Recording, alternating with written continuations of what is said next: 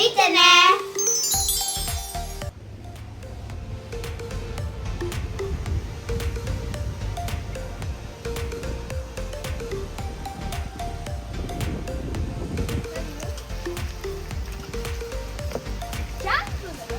本当にジャングルだね。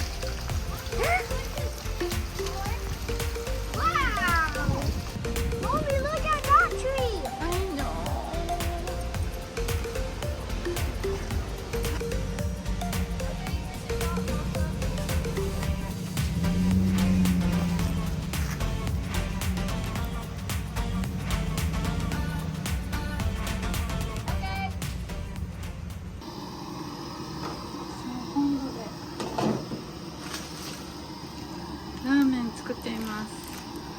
カップラーメンがあればよかった。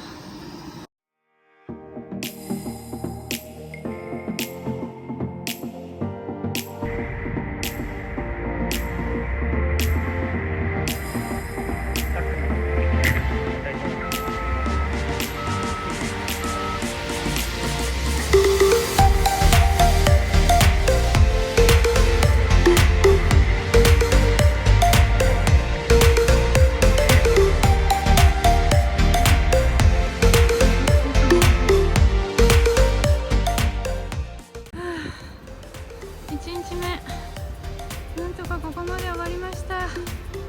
今このでかいのをあと3つか4つ運び出せば、向こうはまだあるんだけど、1日でできると思わなかった。頑張った。頑張りました。And we pretty much lined the whole yard up like a fortress. So you ain't getting in our thing. We got well. I've fortified our house for Biden. Like you'll see, like pretty much the whole all the trees and stuff beside the road. So I mean, we still got a bunch more that we probably need a tractor to move. But we gotta wait for some lines to get cut down. I don't even have a chainsaw strong enough to.